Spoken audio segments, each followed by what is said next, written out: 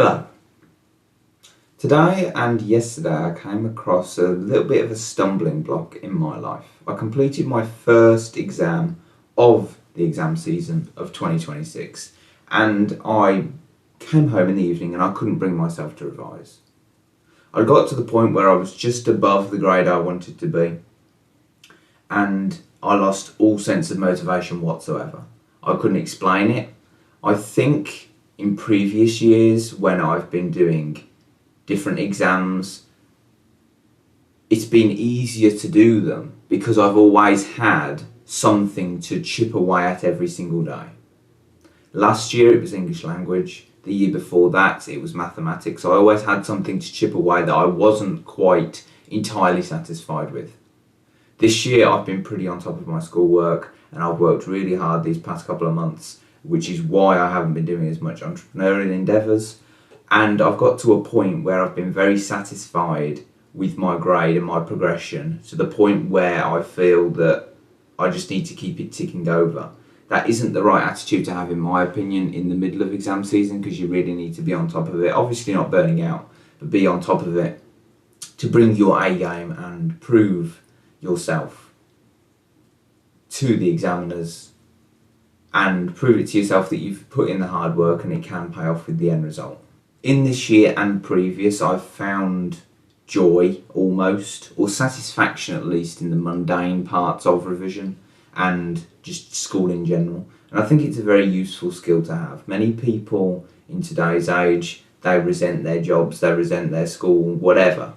And I admit that some environments can be very bad and very detrimental.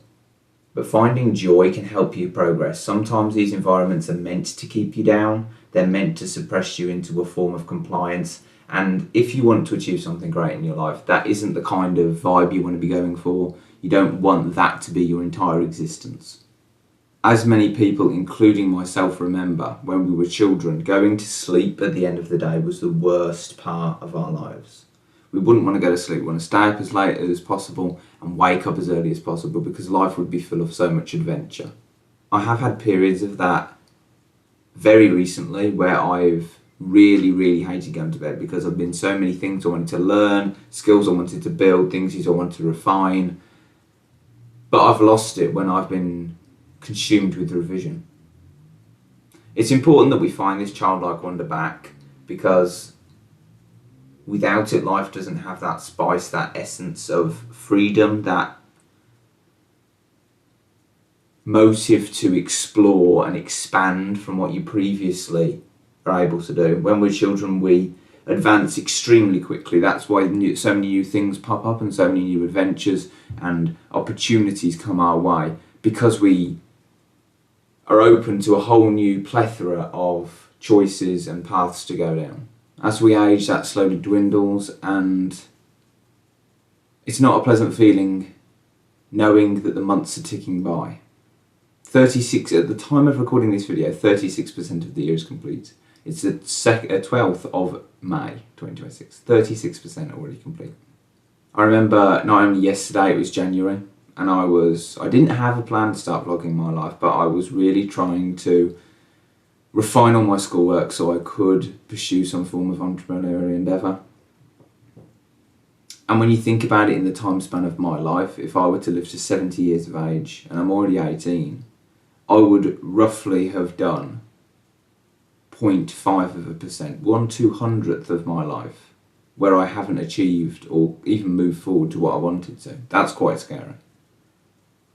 I don't think we should use these statistics as reasons to be depressed or reasons to lose hope. I think we should use them we are running out of time. We have made many mistakes in the past and we are continuing to make them in the present, but there is only the present that we have. We can only change the present. We can't change the past, we can't change the future, we don't know what's going to happen. We can only focus our actions on the here and the now. Do you pick up your phone and scroll TikTok? Do you eat that cheeseburger when you don't really need one? Or do you go and read a really hard book and look up every single word you don't know, write it down, learn it, try and expand your vocabulary instead of saying like or swear words all of the time? All growth comes from a form of pain. Every person that is successful didn't achieve it by enjoying movie nights and takeaways every other night. They didn't achieve it by being comfortable. You've got to sacrifice some things. You've got to realise that the current version of yourself right now cannot achieve what you want to achieve, otherwise you've already done so. So whilst I'm thinking about school, I've used the same revision methods for years now. And they've resulted in a point where I've refined them so heavily that I've got to a point where I can't improve them. And that is a call for change. So I don't know what I'm going to do yet. I don't know how I'm going to do it. But considering that all of my exams, near enough, will be completed in a week and a half, I think it's important that we figure out how to do something now before it's too late so we can make the most of the opportunity in front of us. So, thank you for watching the introduction of feeling lost during finals week, and we'll see how the rest of the week goes.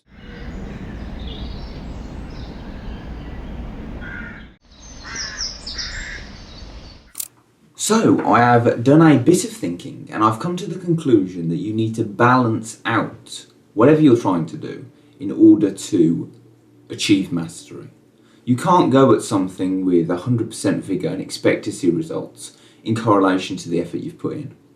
This was the same with mathematics for me 2 years ago. I must have put in an average of 3 to 5 hours a day on that for about 3 months, and I didn't see progress until about the final month, really, actual catalytic progress. And that's the same with all things in life. You're not going to get an instant result based on the amount of effort you put in. So with this thinking, I've come to the conclusion that refinement on the common aspects of a topic should be prioritised so that it can give you an overview of the harder topics. This is with exams or in real life as well. If you understand the core elements of a subject, you are able to better attack the harder topics, based primarily on base knowledge. If you don't get the basic fundamentals, that's really going to leave massive gaps in your knowledge in the bigger picture of what you're trying to do in the future. I think this is the main reason why I've hesitated at pursuing entrepreneurship for so long. I've realised that there are a lot of aspects to it and I haven't got that much knowledge, which is why I've been in this cycle of learning for about a year and a half. But in order to learn the fastest, you've got to make mistakes, which is why everybody online, if you're doing schoolwork and exams, say past papers is the best way to go.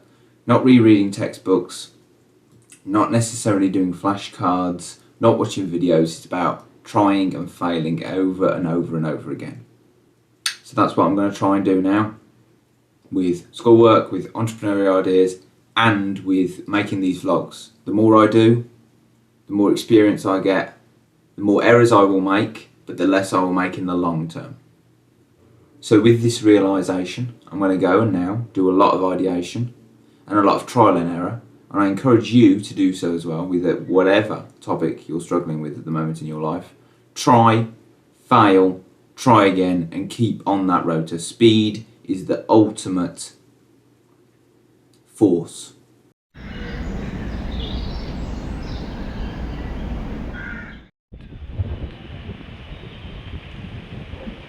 So it's nearly been a week since my last clip, and I wanted to reflect on how I've got to a point where there isn't much else to do. I've done all the past papers I possibly can.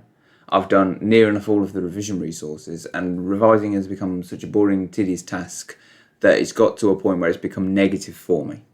I used to be able to see progress, and now it just feels like I'm even moving backwards sometimes, despite the results slowly creeping up, indicating otherwise. So I wanted to talk today about how to spin negatives into a positive, because the world is full of negative things, whether that be people you're talking to, things you're being fed on algorithms or on social media, or just thinking about your existence and what opportunities or lack thereof you might have in the future. People go through rough times all the time of varying scales, but it's important to try and find the positive within that negative, even if it's very, very hard to do so.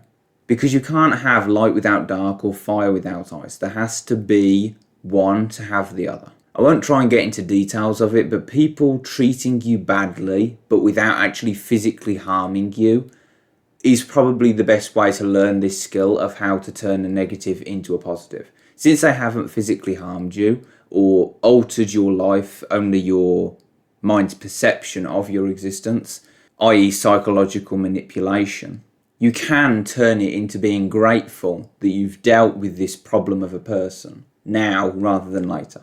Because it's great to make as many mistakes now as possible so that you're better equipped when life gets a bit more serious, when you have more responsibilities, especially if you're a very young person. It's great to get used by people now so that you can prepare for it in a working condition or when it's life or closer to life or death situation. This is very prominent in teenage relationships, whether that be friendships or romantics. It's very, very useful to understand how people use each other and how you can not be a victim of that, so you can utilize the experience to learn from it.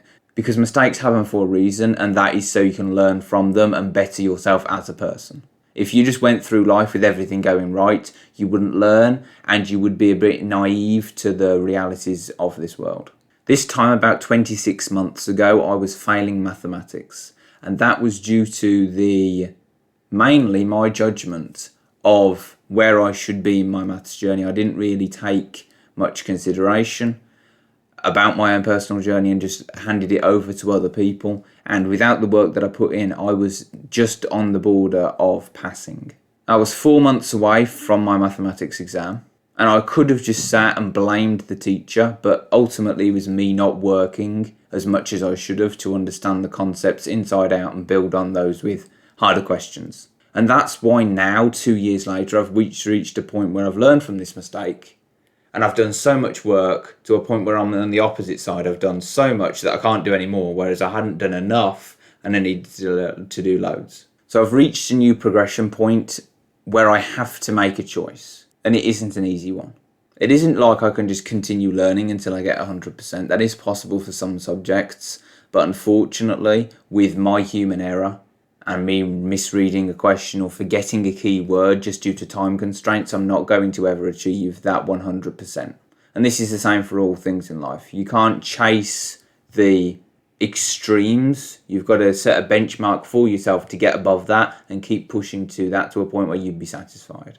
My only logical choice right now is to refine what I know as much as I can rather than trying to tackle the absolute rare gems that come up in a past paper. This is the same with life. If you're trying to defend yourself and you're trying to defend somebody else even, don't try and learn how to fight a 6'6" Russian boxer. Try and learn how to fight the average, if not above average, for your weight class and try and perfect that and be as capable as you can within those limits. Don't try and go for the ultra rare occasions because you're going to be stuck at it for a long time and it might end up tipping you over the scale and pushing you back to where you started. There is also the possibility of pursuing things that don't have a limit.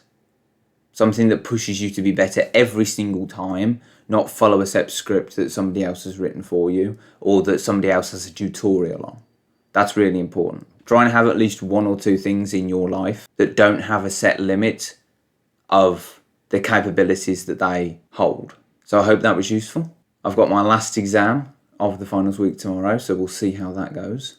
But until then, I'm just going to try and refine as much as possible. So it's Friday evening and I've nearly completed all of my exams. I've got my last one in just over 2 weeks.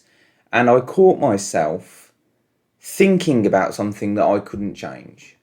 There was one question in my most recent exam this afternoon that I couldn't quite complete fully. And I kept thinking about it all the way home. This was totally pointless since I couldn't change it at that point. And even though I did research how I could have done it and I understand it now, it's still playing in the back of my head. Try not to get caught up on things that you can't change and you can't control, you can't affect after the event has happened, because it's totally pointless. You need to be moving on how you can improve the next time.